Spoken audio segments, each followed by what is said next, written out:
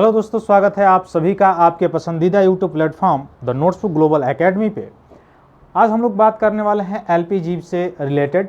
LPG होता क्या है? लिक्विफाइड पेट्रोलियम गैस होता है जो कि घरेलू ईंधन में इसका प्रयोग किया जाता है। आपको पता है कि इसका इस समय अगर देखा जाए तो पूरे वर्ल्ड में, हालांकि हम लोग भारत की बात कर रहे हैं, तो बहुत ही बड़ी उपयोगिता है। चाहे रेस्टोरेंट हो गया, चाहे भोजनालय हो गया, चाहे वह कहीं पे मतलब रेहड़ी पटरी वाले जो लोग हो गए, जो लोग कुछ ना कुछ बना के बेचने का जो काम करते हैं वहाँ पे, या वैसी जो फैक्ट्रियाँ हो गई जहाँ पे फूड प्रोसेसिंग वाला काम होता है, वहाँ पे इम्पोर्टेंट हो गया। और घरेलू ईंधन के रूप में तो इसकी इम्पोर्टेंस ही है ना। तो यह कौन सी योजना थी जिसमें इसका शुरुआत किया गया था? उज्ज्वला योजना, आपको पता है, जिसमें फ्री में सिलेंडर प्रोवाइड कराए जा रहे थे।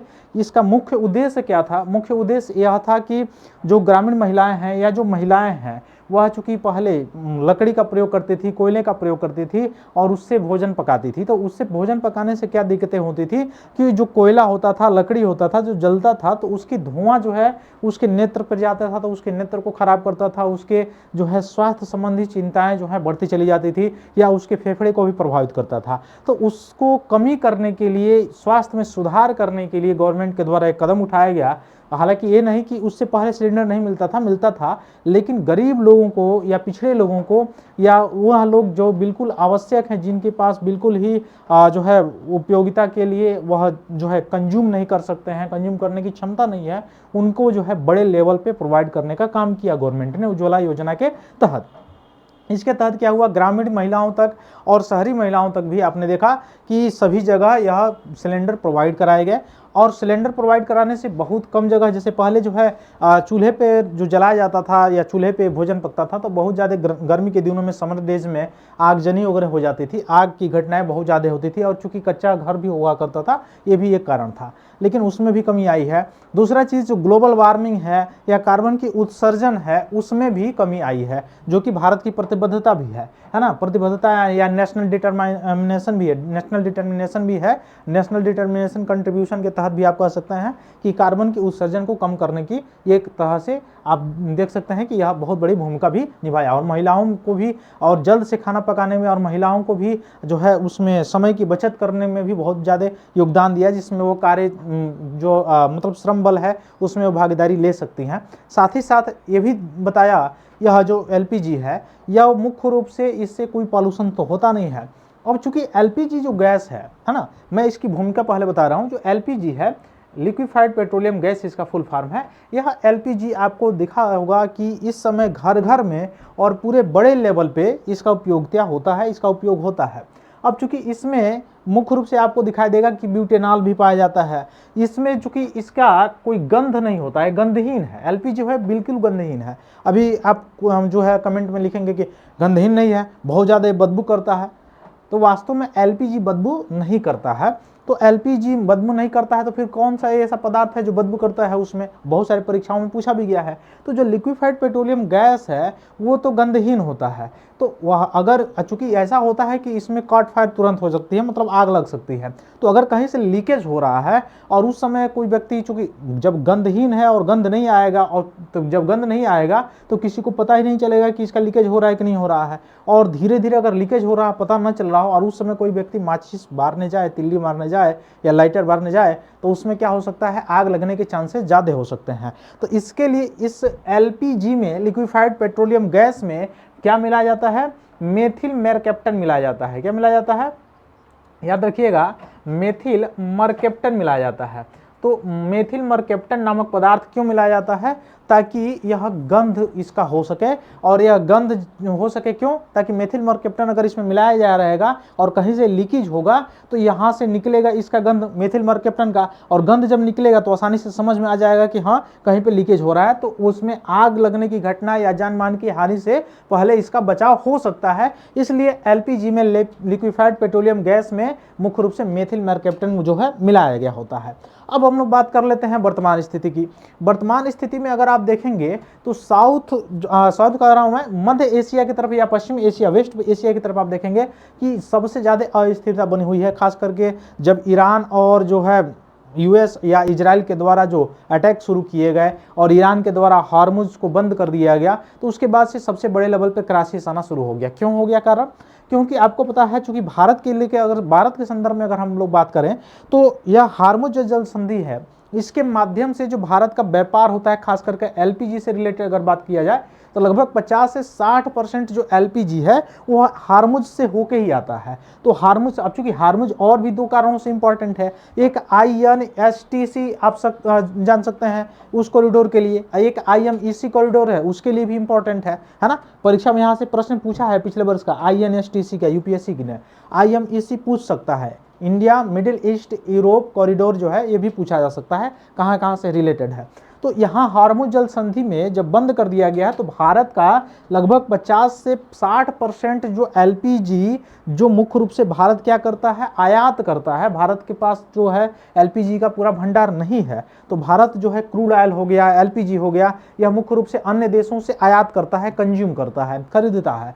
तो जब खरीदता है भारत, तो उस स्थिति में आपको दिखाई देगा कि जब हार्मुज जल संधि से 50 से 60% जो है एलपीजी आते हैं और हार्मुज जल संधि में अस्थिरता के कारण बंद पड़ा हुआ है, व्यापार नहीं हो पा रहे हैं, तो उसमें क्या होगा, इफेक्ट पड़ेगा। तो इसके कारण एलपीजी पे इफेक्ट तो पड़ा है, ये बात सही है, लेकिन क्या एलपीजी से रिलेटेड भारत में क्राइसिस आ गया है, ऐसी कोई बात नहीं है, है ना। हालांकि गवर्नमेंट के द्वारा इसमें अल्टीमेटम भी जारी किया गया है, गाइडलाइंस भी जारी किए गए हैं, इसमें बताया भी गया है गवर्नमेंट के द्वारा कि जो घरेलू ईंधन है ना, घरेलू ईंधन जो घरों में प्रयोग किया जाता है, उन घरेलू ईंधन में कोई भी स्टॉपेज नहीं है, कोई भी स्टॉपेज नहीं है, मतलब कोई भी रुकावट नहीं है, घरेलू ईंधन बिल्कुल प्रयोग के लिए दिए जा सकते हैं। हाँ, अब आपके दिमाग में एक क्वेश्चन जरूर उठ रहा होगा, तो फिर कलकत्ता हो गया, दिल्ली हो गया, मुंबई हो गया, इन सभी महानगरों में आखिर क्यों जो है बड़े बड़े रेस्टोरेंट हो गए, होटल्स हो गए, वो क्यों बंद हो गए, क्या कारण था? या बड़े बड़े हॉस्टल जो है वो बंद हो गए, क्या कारण था जब एलपीजी क्राइसिस नहीं है? तो गवर्नमेंट के द्वारा केवल ये बताया गया है कि घरेलू ईंधन जो है उसके रूप में क्राइसिस नहीं हुआ है, अर्थात घरेलू ईंधन प्रोवाइड कराए जाएंगे। इसका मतलब ये नहीं कि जो जैसे रेडी पटरी वाले लोग हो गए, या जो मुख्य रूप से बाजारों जो वस्तुएं होती हैं फूड प्रोसेसिंग में जिसका यूज होता है, उसके लिए हो सकता है कि बंद करा जाए या कुछ समय के लिए रोका जाए, लेकिन घरेलू ईंधन के लिए, उपयोगिता के लिए बिल्कुल जो है सिलेंडर्स वो दिए जा सकते हैं, है ना। हालांकि इसके बावजूद भी कुछ मीडिया, सोशल मीडिया जो प्लेटफार्म है या मीडिया प्लेटफार्म है, उसके द्वारा इतने बड़े लेवल पे अफवाह फैलाए गए, जिसके कारण जो है पूरे भारत में लोग जो है लाइन लगाना शुरू कर दिए। अब लाइन लगाने शुरू होने के बाद जो है इकट्ठे जो है, जब जिनको नहीं भी लेना था वो भी लेने के लिए चले गए, ताकि पहले मैं रख लेता हूँ कहीं बाद में मिले या ना मिले। तो ये सारी चीज़ें भी दिक्कतें आई हैं। कुछ लोग तो पहले ग्रामीण इलाकों में ये अफवाहों से इतने फंस चुके हैं कि वह आज से ही लकड़ी जो है इसका जो है इस्तेमाल करना, या लकड़ी के लिए या उसका कैसे यूज किया जाए, किस तरह से उसका इकट्ठा किया जाए, पहले सोचना शुरू कर दिए हैं। और एक तरह से देखा जाए किसी के बारे में, तो यह सोचना बिल्कुल जायज़ भी है, अगर ऐसा उसके पास खबर आता है तो सोशल मीडिया या कुछ ऐसे न्यूज़ चैनल्स हैं जहां पे मुख्यतः लिख दिया जाता है कि भारत में अब होने वाला है सबसे बड़ा एलपीजी क्राइसिस, और आगे क्वेश्चन मार्क या एक्सक्लेमेटरी मार्क्स लगा दिया जाता है, अर्थात वो सूचना पूर्ण नहीं है, अपूर्ण सूचना है। लेकिन जो ग्रामीण लोग हैं, चूंकि भारत की साक्षरता दर आपको पता है कितना है, उस साक्षरता दर में आपको भली भांति पता होना चाहिए कि कितने लोग उस बात को समझते हैं।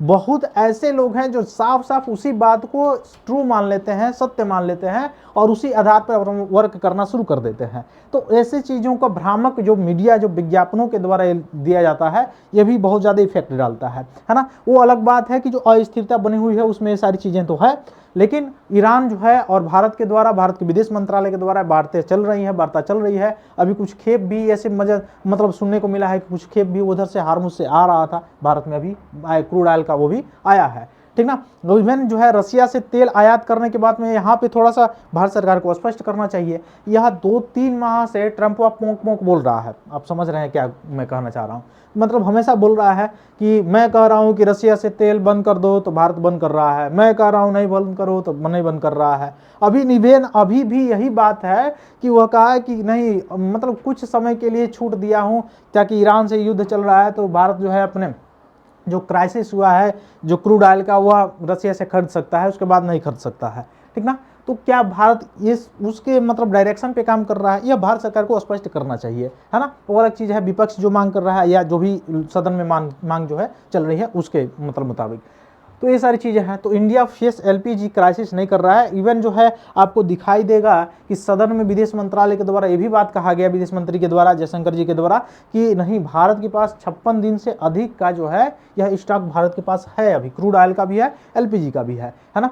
तो डोमेस्टिक या घरेलू सिलेंडर जो हो गया, मतलब केंद्र सरकार और राज्य सरकारों का कहना है कि घरेलू रसोई गैस जो है यानी 14.2 किलोग्राम वाला जो सिलेंडर है उसकी सप्लाई अभी भी उपलब्ध है।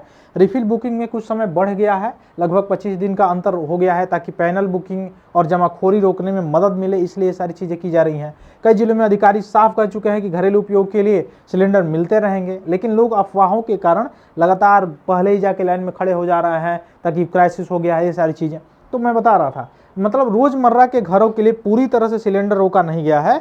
आपूर्ति पर दबाव महसूस हो रहा है, ऐसा नहीं कि नहीं हो रहा है, लेकिन ऐसी चीज़ें अभी नहीं आई है भारत में, ठीक ना, साफ साफ कहा गया है। तो ये सारी चीज़ें हैं। यह संकट मुख्यतः देखा जाए तो कमर्शियल जो एलपीजी है, यानी 19 किलोग्राम सिलेंडर, या होटल जो ढाबों में या रेस्टोरेंट में, डाक सेंटरों में होता है, वहाँ पे थोड़ा सा इम्पैक्ट इसका पड़ा है, बिजनेस पे इम्पैक्ट इसका दिखाई देगा।